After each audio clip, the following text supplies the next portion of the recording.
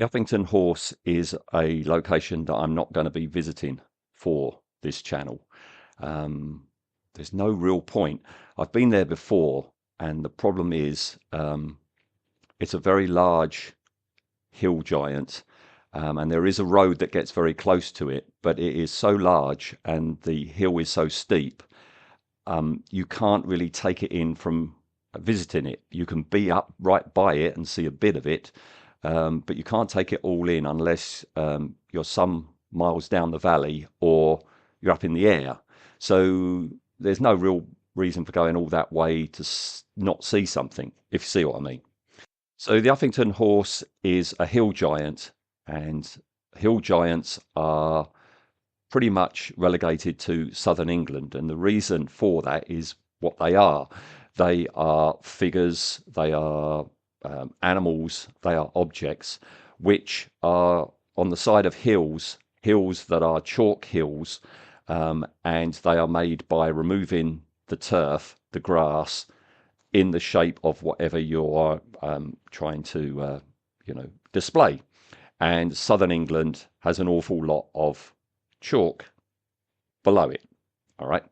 Um, Now, hill giants aren't exclusively old. Some of them are relatively recent. There was a craze for them in the 18th and 19th centuries. Well, not a craze, but if you were a landowner back then and you owned a hill that was chalky, you too could have a hill giant. Um, but they're more recent than that. I mean, the next village along from me is Y, and in the early 20th century, a crown was cut into the side of the North Downs there to commemorate the coronation of Edward VII.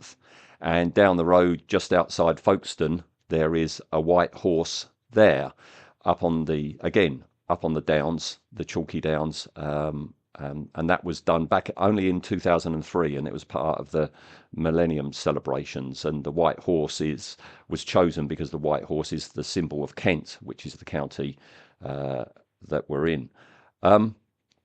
But the Uffington horse is an ancient one, and I think it's one of the most enigmatic of hill giants, um, because we've got no idea who built it, when they built it, or why they built it.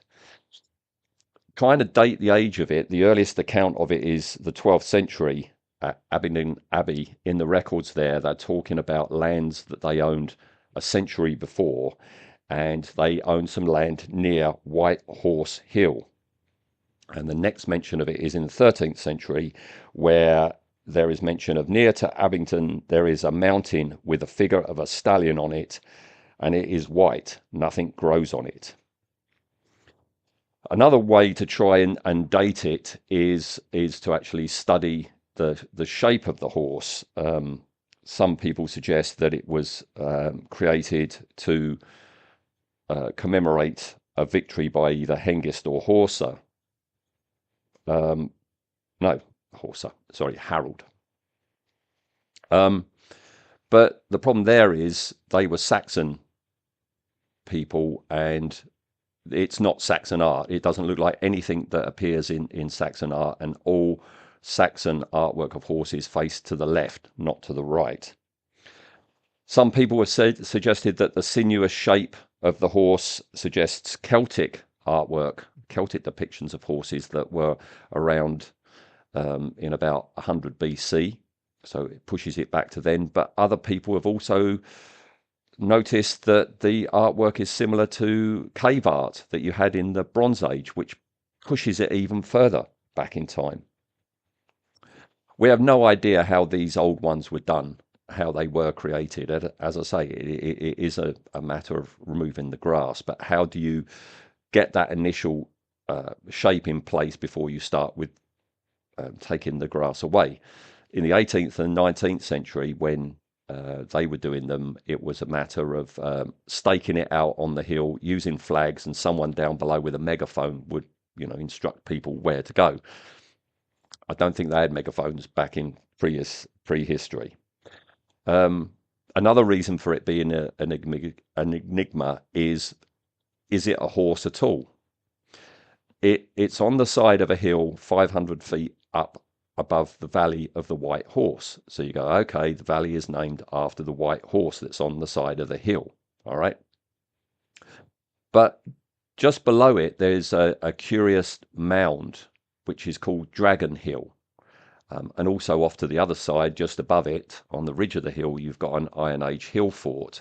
And because that's called Dragon Hill, some people think it's called Dragon Hill because there is thought that St. George slew the dragon there. There is a legend, a local legend, that nothing grows on the top of Dragon Hill because that's where the dragon's blood was spilled, and nothing's grown there ever since. And yeah, if you Google map the Uffington Horse and look for Dragon Hill and you zoom in, yeah, it's got a bald spot on the top. So some people think it might be a dragon.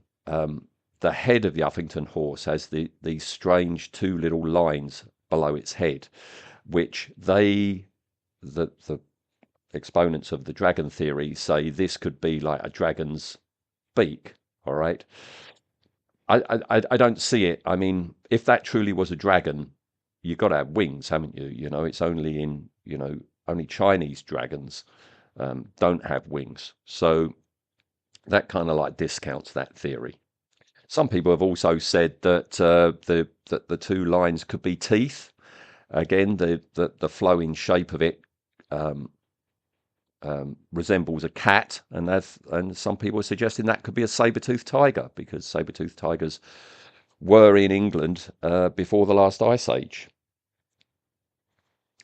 But no, as I say, nobody knows why it's there, who built it. Some people think it might be a symbol for the people that lived in the Iron Age hill fort. Some people think it because it's best seen from the air, that it's a tribute to their gods. I don't buy that. You only have to go a few miles down the valley and you can see it perfectly fine. Some other people have suggested that it could be a solar horse, because the long spine of it aligns with the sun during midwinter, and they're suggesting that it could be a solar horse. A solar horse, in myth, was the horse that pulled the chariot that had the sun that pulled it across the sky. Whenever it was created, it had to be maintained, because over time the grass and weeds would grow back and start covering it back up. So you'd have to do a thing called the scouring. And at Uffington, it was every 2 years, over 2 days, the local folk would go to the hill and all take part in scouring it. And the lord of the manor would set up at the Iron Age hill fort all manner of food and drinks and games and sports and contests, including cheese rolling, which is a very old tradition of rolling cheese down a hill. You start it rolling, you've got to chase it, and you've got to beat the cheese to the bottom. A tradition that's pretty much all gone now. I think it's Gloucestershire. There's one. Is it Boxing Day? There's one, at least one a year, on a very steep hill where, yeah, you've got to chase a cheese down the hill. And that's pretty much it. The reason for me talking about it today is there are a couple of folklore or legends about it. One is that it's a mare.